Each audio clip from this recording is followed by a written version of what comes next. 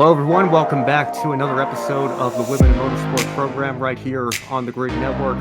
F1 Academy had 3 entertaining races in Montreal this past weekend. In ARCA, Isabella Robusto picked up another top 10 finish. Hailie Deegan struggled on her first oval start in INDY NXT at World Wide Technology Raceway.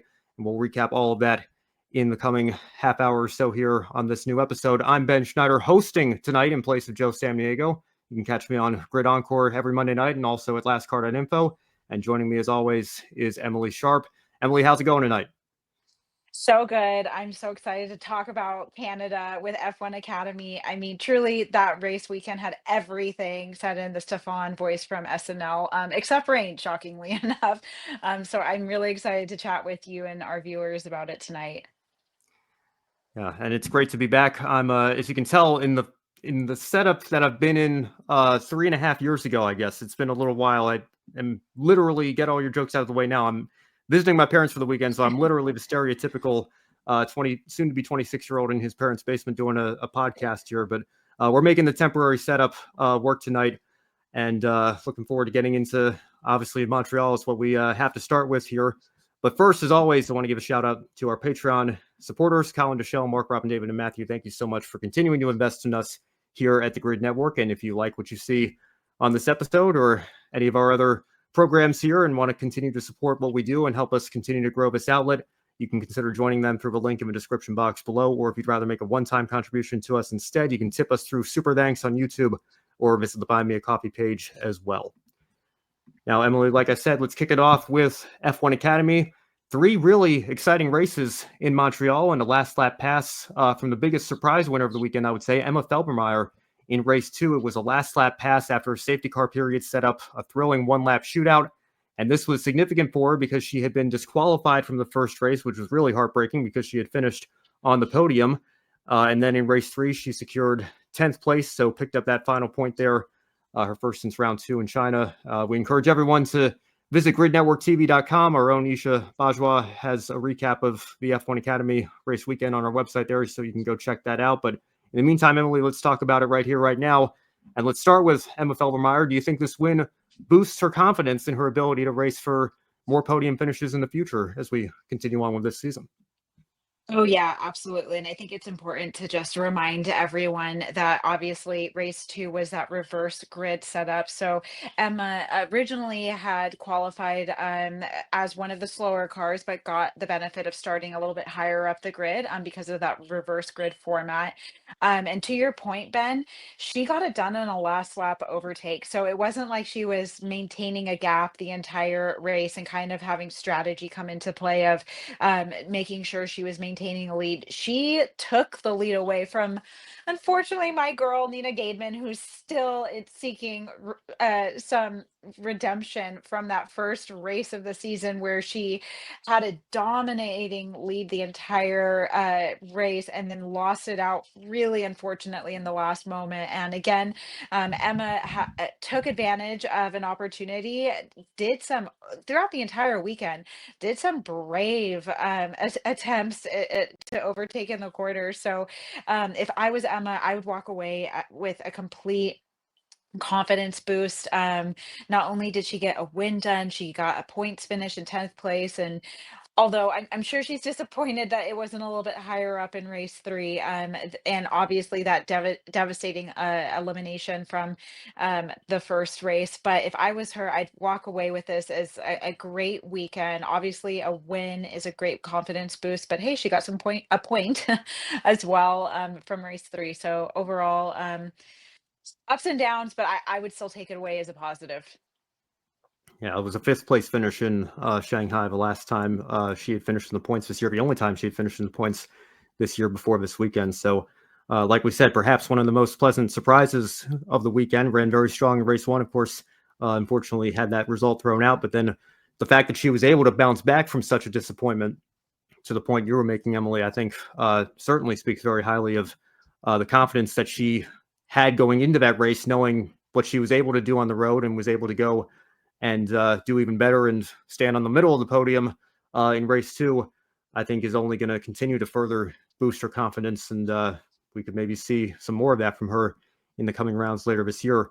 Another driver that stood out was Ella Lloyd, the McLaren driver, who achieved 3 second-place finishes this weekend. So a strong performance overall and as consistent as you can be in a series where other drivers have struggled to have that level of consistency, particularly this season here in 2025. So this jumps Lloyd up to 4th in the points. She's 42 back of the leader, Doriane Pin, and 39 points are available max every weekend should a driver win both races, set the fastest lap in both races, and take pole position. Of course, a little bit of a strange situation this weekend because we were making up for the second race that was canceled in Miami. But assuming we don't have anything like that happen the rest of the season, 39 points per weekend, 3 weekends left. So you can do the math, 117 points from there over the final 6 races that are on the line. So with that in mind, looking at the mathematics, Emily, do you think Ella Lloyd is in this championship 4 picture, so to speak, with 6 races remaining? Well, we love to be positive. We're a glass half full community here at the Grid Network. I do think that she should certainly be part of the conversation as one of the top drivers of this season. But as far as being part of the hunt for the overall F1 Academy champion of this season, I think that's going to be. I mean, anything can happen in motorsports, right? But I think it is going to be a little ambitious. I really think this is ultimately going to come down to Dorian Pon and Chloe Chambers, and Alicia Palmowski. I think is certainly going to continue to be part of the conversation. But with all that being said, I don't want to take away what Ella Lloyd did this weekend. She was absolutely phenomenal. Looking back with all of the great racing that happened this past weekend, in my opinion, to kind of give her some kudos when it's due, as I'm saying that maybe a little ambitious for her to be a champion this season. In my opinion, between her and Christian Rasmussen, drivers of the weekend, truly just a great outing to have the hat trick of second places across all 3 races. Just absolutely phenomenal. Curious on what you took of her performance because I like that you always kind of keep it real with us here, Ben. Yeah, well, I just realized I said championship 4, and now the NASCAR playoffs PTSD is kicking in here once again. Of course, we don't have that here in F1 Academy, so it is going to be a tall order, although it was a fantastic weekend, like you said, for and she did overtake Palmowski in the standings as well. So she's in 4th place with 67. Obviously, we expected Doriane Pin to run away with the championship last year, and then she ran into Abby Pulling and an unfair penalty in Saudi Arabia that kind of put a damper on those plans that she might have had. But again, it's been a little bit up and down. I say up and down by her standards. Her worst finish is still 4th place, which is the best of a non-podium finishers. So she's having a very strong year. Obviously, Chloe Chambers, probably should be right up there with her. She just had some unfortunate luck in the first couple of races that left her, having to work her way back and only be able to scrape a couple of points from race 1. And then obviously, as we'll talk about here a little bit later, was the winner in race 3. So I think those are your 2 championship favorites, but we saw this weekend how quickly things can change. Again, I know it was a little bit inflated because we had 3 races to work with here instead of the usual 2. But Ella did win a race in Saudi Arabia earlier this year as well. She got the race 1 win on that weekend. So if she continues to drive at her best, I think she certainly has a shot to make some noise here again. Maybe not to win the championship, but after my Voogs weekend, and we'll get into that a little bit later as well, only 5 points back of her. So I think a top 3 championship finish for Ella Lloyd is certainly a possibility. But let's talk about Maya here. Like I just said, she really had a dent put in her championship hopes this weekend. Right now, it's Penn over Chambers by 20, and then Voog is 37 points back. The Ferrari driver is. She, like I said, struggled over the weekend, and we pretty much knew after qualifying that it was almost a given that she was going to lose the points lead. Forget after the weekend, just after the first race. Her only points finish was in race 3, where she finished in 6th, and that, like I said, is really what's put a dent in her championship hopes from there. But she did pick up 8 points from the weekend, so not a total loss. Last year, she finished third and second of Zandvoort weekend, and that's the track we're going to next, of course. And the only driver that performed better this time last year was the champion-elect Abby Pulling. So, Emily, when you look at her championship fight, is how much of a key weekend is this, I should say, because it obviously is a key weekend for everybody here at this point of the schedule. But for Maya in particular to perform well and kind of get back into this championship fight if she's still able to. Yeah, I think it's beyond critical, right? We're more than halfway through the season. Now, at this point, we have 3 race weekends left. I unfortunately pulled out my black Ferrari hat today, because we're in distress for Maya, and we're mourning her loss of the championship lead. Yeah, I think we all kind of knew going in after that first practice or qualifying session, I believe qualifying, she was just having a awful time with her car. Again, none of it to her own doing. She was having major mechanical issues. Race one, just a complete wash. She was in the pits, I think, upwards of 3 times trying to sort out this car, get it figured out so she could have a better outing on race two later in the day. And then obviously, as you said, Ben, she did get some points out of the weekend in race three. But Maya, the championship leader coming into this weekend, not a great weekend to be finishing sixth, right? Like I'm sure she was happy to get some points, but much further down than what I imagined she would have wanted to be finishing. So heading into Zandvoort, I will say she finished on the podium for both races last year. So unlike Canada, these women have the women returning this year have raced in Zandvoort. They know the track. Yes, it's incredibly challenging, and it's going to truly be a test to all of them, especially Maya, who I think is going to, as you said, feel the pressure to perform and try to get back some of this gap. Just pulled up the standings here. Ella Lloyd is 5 points away from being in third. So if Ella does another great weekend, it is really going to start becoming felt by Maya. And for her to be out of the top championship three when we were throwing her name around going into the season, it's going to be between her and Doriane.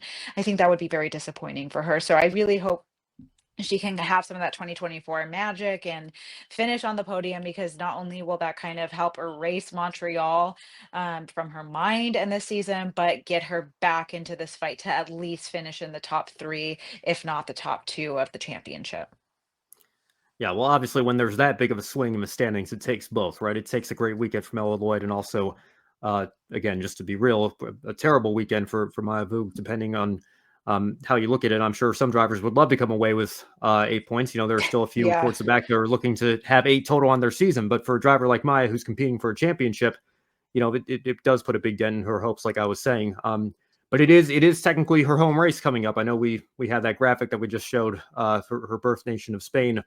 She does hold citizenship in the Netherlands and races under the Dutch flag, so I'm sure she'll have a lot of support there, and she's certainly going to need it again if she wants to get back into this championship hunt here. But let's talk about the championship from a bigger picture here. Like I said, there's 117 points still on the line.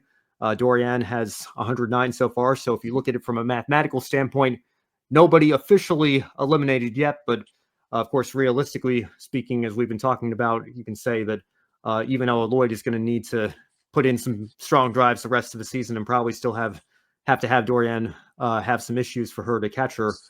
So it looks like the championship will almost certainly go to one of the top 4 in the current standings. So for everybody else, I'm going to leave the championship for most of them realistically out of reach. Does this in some ways actually ease the pressure and take it off some of those drivers towards the back of the standings who can maybe now just focus solely on each race and going out and trying to stand on the podium or maybe even win and just improve from there?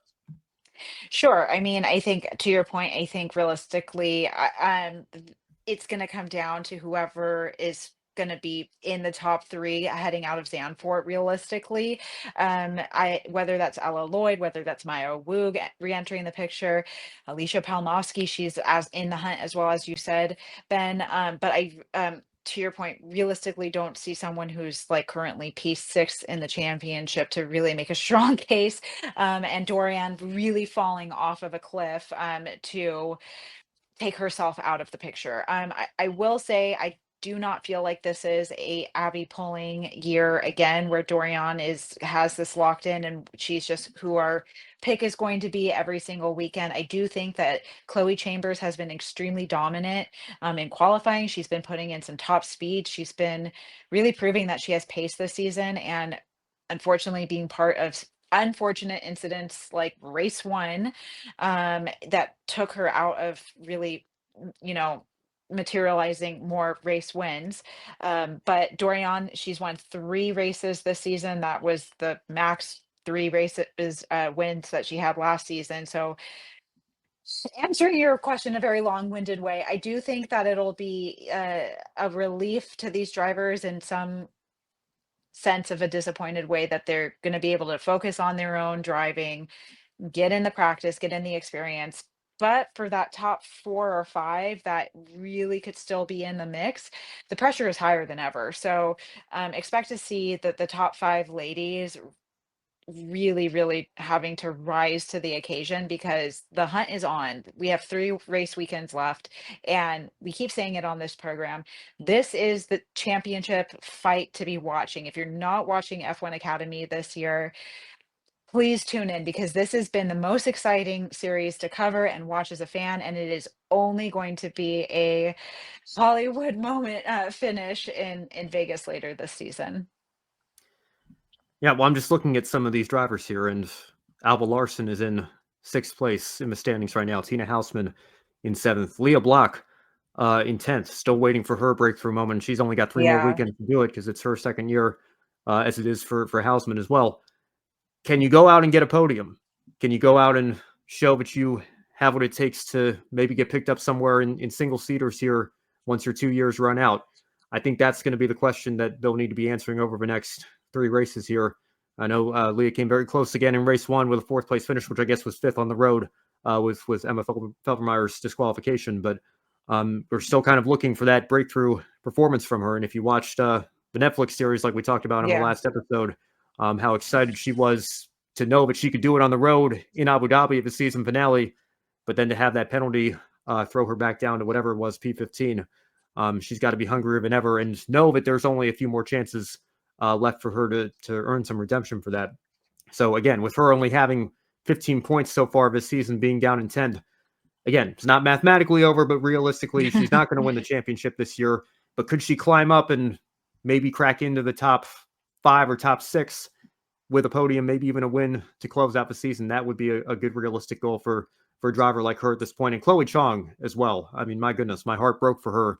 Yeah. Completely not of her own doing, being taken out in race 1 by what I have to say was a very unsafe rejoining of a track by Rafael Yeah. Ferreira. So certainly a deserved penalty there and an unfortunate situation. But again, we have to also remember, because I saw some people, making jokes this weekend about, the state of this series. Look at this driver rejoining the track and then look at a driver spinning off just a couple of corners later.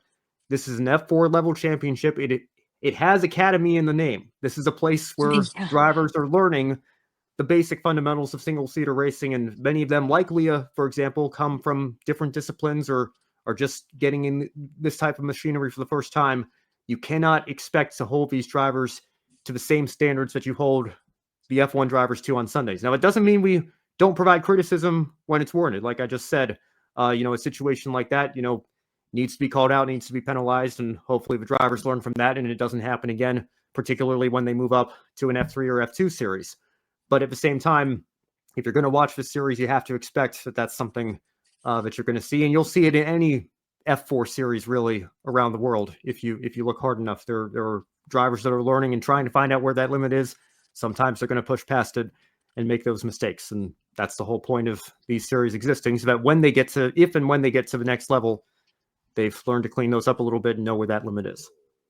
Yeah, and just to follow that up, Ben, I mean, I feel like I myself am an athlete. I like to, go figure skating once a week. So I was competitive when I was younger. But the first thing you learn when you get on the ice, is how to fall. Like you need to learn how to like know where your body's limit is. So when you do fall, you know how to get yourself back up. So that is to your point. This is a learning environment. And I would say that some of the jokers online, we were begging for a safety car a few months ago in any racing series. So obviously we don't want anyone to get injured, but like the action is happening and they had never raced in Montreal before. So action is happening in this series. So I feel like some people will just never be happy with what is available for them to tune in and watch. So again, I stand by my claim. This is the most exciting series championship fight to be happening right now.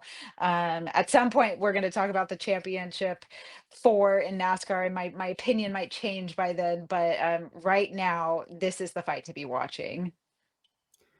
Yeah, well, that's just Twitter in 2025, right? There's always going to be somebody complaining about something, and there's always going to be certain people that say they want one thing instead of the other thing, and then they get that one thing, and they're still not happy. Because I see it. I get a lot of criticism for complaining about everything under the sun, and then I just look at what those same people are turning around and tweeting on their timelines, and I just have to laugh at the irony. But that's Yeah. true of any series here. Let's draw it back here. Let's talk about our two championship protagonists, if you will.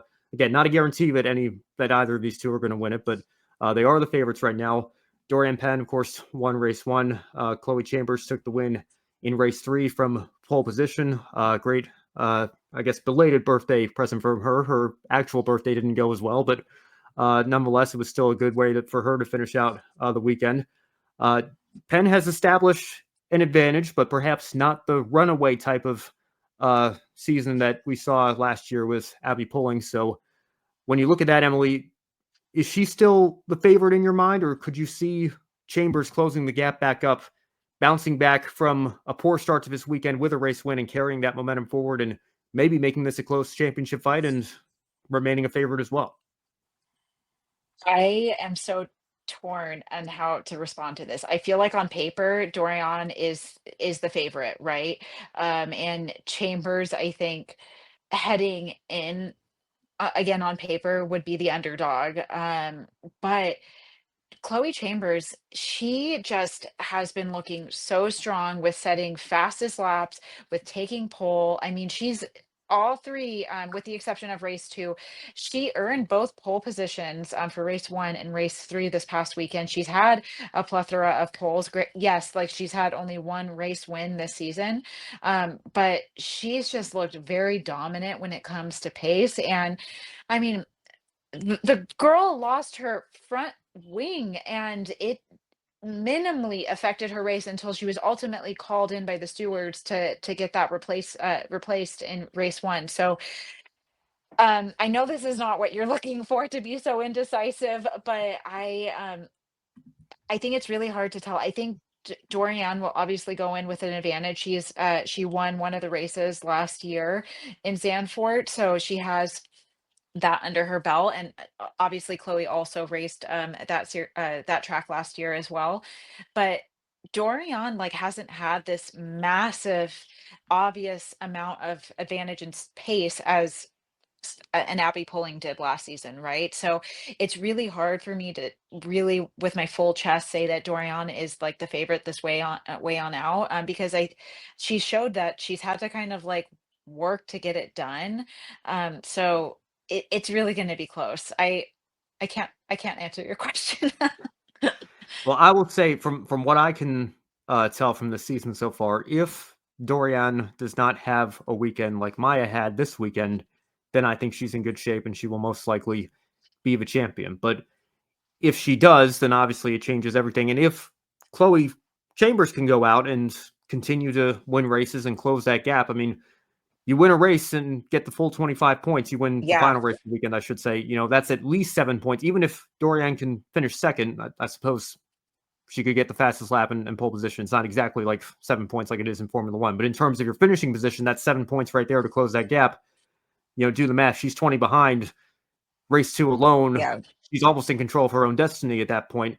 We'll see what happens in the reverse grids with race one, because that could throw another wrench into those plans as well, and could be another opportunity for some of those drivers, kind of on that 7th to 10th place bubble, so to speak, in qualifying every weekend to really get a good opportunity in those first races. So it won't be super straightforward, but if I had to put money on it right now, which I'm not going to, because again, it's been unpredictable many times this year, but I think Dorian should be considered the favorite, but you cannot count Chloe out just yet. That's where I'm at with the standings right now, I think it's going to be one of those two again, unless they both have poor weekends, and that kind of evens it out and brings Maya Vug back into the conversation, or Ella Lloyd just keeps racking up these second place finishes, which turns them into a win. Anybody further back from that, I Yeah. think it would take a pretty substantial miracle of some sorts to bring them back into a championship fight at this point. And they'd have to go out and basically run the table, and even then would still need some help. Yeah, and this reverse grid, to your point, just really gives opportunities to other drivers. So it's taking points away. I'd have to pull it up quickly. I know Dorian has pulled off some, first race of the weekend wins, or at least one win. So she has been able to capitalize on the race one reverse format so far this season. But it's really been Yeah. an advantage for these other drivers to get some higher points. Dorian has increased her overall points, but it's not like she's winning both races and pulling away with this thing. So it's definitely going to be interesting, and we're going to remember this question, and we're going to corner Joe and Isha when they're back. And we're going to ask them the same challenging question when they're back on the show. Yeah. All right. Well, August 30th and 31st are the next two race dates for Zandvoort. So we do have quite a while before the calendar returns here. But of course, we will preview that race weekend when the time comes. And of course, if any news breaks on anything happening the remainder of this season or 2026, if we get news of a Netflix series has been released, like or renewed, I should say, rather than released, like I was talking about on the last episode, then you know where to find us right here. We'll be on this show. Maybe Kobe will pick it up for Grid tonight, even if it's big enough. But in the meantime, you can follow Isha on social media and at gridnetworktv.com as she continues to do a great job for us covering that series in article form as well. In the meantime, Emily, let's switch gears over to the ARCA Menard series. We have some news and notes to cover over there as well. Yeah, Ben, let's just kick it straight off and talk about Isabella Robusto. Obviously, she's had a tough start to her season, but fingers crossed it may be turning around for her. She had two consecutive top tens. She was ninth in Michigan, sixth in Berlin last weekend. Elko Speedway is next for her coming up in her season. And she finished fourth there last year in 2024. Is there another top five or even a win, a goal for her, or should she just be focusing on having a strong run and staying within that top 10? Well, of course, when you're driving for Venturini, I think the goal is to win. And Isabella has had enough starts at this point where I'm sure that that's the goal that is in her mind. But, I've said on this show, to borrow a phrase from David Hobbs, if they didn't have any bad luck, they wouldn't have any luck at all. A Venturini hauler caught fire en route to Elko this week, and guess whose Oh car my that God. hauler was Oh carrying? So no. even outside of the racetrack, she just cannot seem to shake this bad luck streak that she's been on here. But she has had a couple of strong finishes, and it's not unheard of for teams to have problems with their haulers on the way to a track. But the people in this sport tend to be very resilient, and hopefully they're able to get that issue resolved, and hopefully it didn't impact the race car, and she can go out and have a strong run this weekend, like she did last year. Like you mentioned, finishing in fourth place. But I think, again, like we said, there's been a lot that has happened to her this year that has been, some of it's been outside of her control. Some of it has been things that she could maybe clean up as well. But, for her to go out and get another top five this weekend, I think would be absolutely huge because, again, I joke all the time on the Encore show. We should rename it the 28-18 series with how dominant those two cars are. Not to say that the Venturinis of the world can't compete on their day, but even Corey Heim, who is running away with the Truck Series this year, easily the championship favorite, winning races left and right. He got in the Venturini car at Michigan and couldn't get the deal closed there with Brendan Butter being queen in that 28 car himself. So, it has been very tough to beat those two cars this year. Wouldn't put it past Isabella to do it at one of her better tracks later this season. But I think right now, if she can finish in the top five, maybe even get as high as third, and continue working her way back from that stretch of bad races that she had to start the year. Aside from Talladega, she did get a strong third place finish that race. I think that would be fantastic for her and really set the tone for her as we get into the heart of the summer months here in this 2025 season.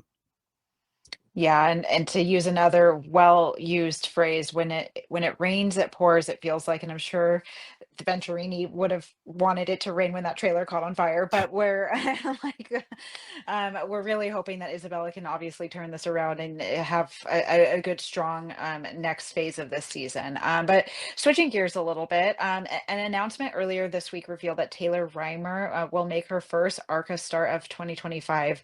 We were all abuzz and excited here at the Grid Network and ready to talk about it with you, Ben. Looking ahead, she's going to be starting at Elko Speedway this weekend. What can we expect from her as she returns to the series in the number 70 for Nitro Motorsports? Yeah, I think she might surprise a lot of people. This is going to be an entry that is has collaboration with Venturini. Of course, Nitro has bought Venturini, and that sale will go through at the end of the year, like we've talked about on this show before. So those two organizations are going to have their support behind her, and of course, Taylor comes from a dirt racing background. She's made a couple of ARCA starts on the dirt. Finished third last year in one of them, and Isabella was second in that race. And Venturini had all four of their female drivers in the top 10, so it was a very successful day for all of them. Not too sure what to expect from her on the asphalt just yet, at least at this level in the ARCA Menard series. I think we'll have a better understanding of that depending on how well she does this weekend. But the car that she is in, and just talked about trying to break up that 1828 dominance with Gibbs and Pinnacle.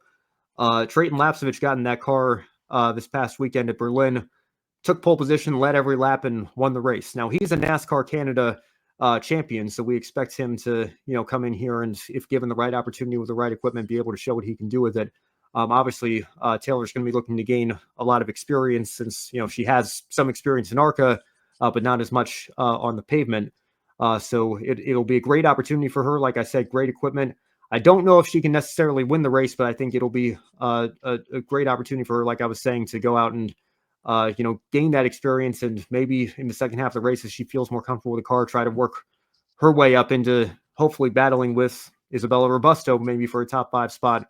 I think that would be a great day for her and the Nitro Motorsports number 70 team. Well, it's going to be a great weekend to be watching. So excited to recap it next weekend with you, Ben. Let's keep the conversation going on one of the other drivers that we regularly provide updates on, Hailie Deegan. Let's switch over to Indy Next.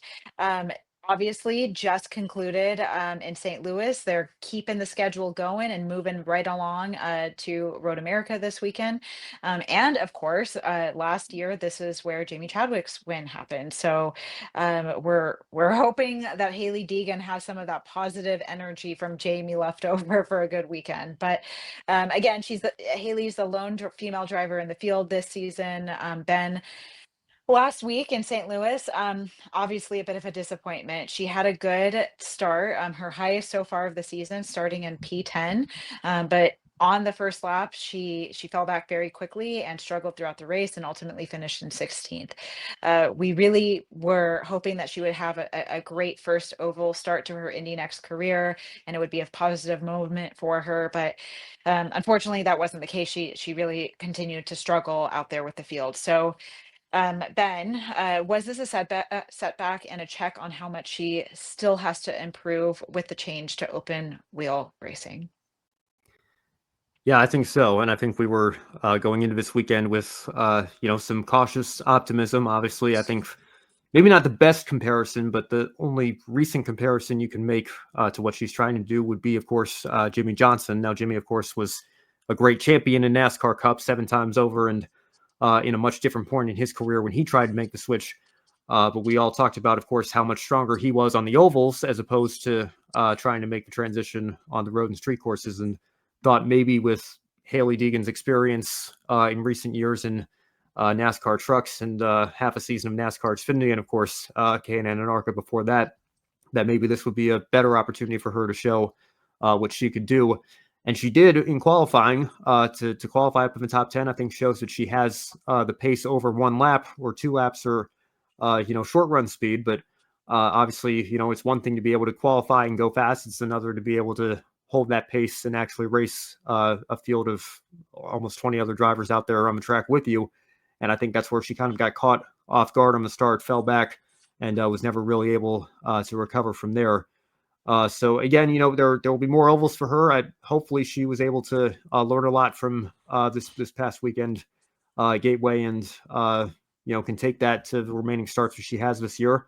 Again, wish her the best at Road America. I don't believe she has ever competed there. I was just pulling up her results quickly. I know Xfinity used to race there, but she only made one start in 2022, and that was at Vegas, obviously. And then last season, not only was that not on the schedule, she obviously didn't finish out the season before she decided to make this transition over to open wheel. So it'll be a learning experience for her. Again, I don't think it's realistic to expect a repeat of what happened last year with Jamie Chadwick, and what a wonderful moment that was for her. And Jamie's off doing great things now in endurance racing. But again, if Deegan can just run all the laps, I think is a good goal for her this weekend, and try to continue to get faster throughout practice, and then in qualifying and in the race, and continue soaking in as much learning and experience as she can. Again, I think you sound like a broken record saying it every week on this show, but that's kind of, I think, the story of what her 2025 season has to be at this point. The true test will be if she can pick up on that and improve in 26. Yeah, and like you said, some key learnings. Again, was incredibly surprised and thrilled for her that she got herself into P10 for qualifying. So absolutely a positive. Broken record. She just didn't like have the pace. She wasn't ready for it or something, and then she ended up taking the high line in Gateway, which was an interesting choice. Full transparency, did not see her in her previous races at that track, so I don't know if she, from her past experience, thought that was the line to take. And obviously, throughout the IndyCar race, there were some people that really made that the high line work. But yeah, I think heading into Road America, just not to continue Yeah. making this long-winded, but finish the race. And she did complete. She was a few laps under this past weekend, but she completed all the laps and she stayed out of trouble. Yeah. So And I'm sure it looking to helped do that. going. Yeah, I'm sure it helped going to a place that she had been before. But to your point, what the line to take in a NASCAR truck, or what to do there in a NASCAR truck, is probably not apples to apples what you want to do in an Indy Yes. NXT car. So, despite the fact that it is probably a more familiar environment for her, that's not to say that a steep learning curve doesn't still exist on the ovals in this series. These cars are radically different, and that's something that she's going to have to continue to learn from, and gain that experience for as the season goes on here. Yeah. Well, like you said, we're cautiously optimistic. We don't think we're going to have a Jamie Chadwick repeat of last year, but we're hoping that she can take some of that positive, exciting energy and have a good weekend next weekend. But Ben, I think we're almost at time. So do you want to kind of close us out here with our shining moment? Yeah, absolutely. Well, that's really all that's left to do, right? So, in light of that, let's end the show perhaps on a more upbeat, positive, optimistic note. Emily, I'll go to you first. What was the one thing that stood out to you from this past week that you want to highlight in your one shining moment? Sure, and I think I already kind of hinted at it. I think Ella Lloyd had a great weekend. She really just had a really exciting three drives this past weekend, and super excited to see that she was able to kind of back up her win in Jeddah. Like that wasn't a fluke. Like she is a driver to be watching. It's her first season in F1 Academy. I think she's making a testament that if not this year, she should be part of the conversation for the championship fight next year. Really quickly, I also, because we did such a great job on the Grid Network recapping all of the different racing series, we had a huge conversation going into the 24-hour Le Mans. Obviously, that did not have a great outcome for the ladies that we covered on this program last week.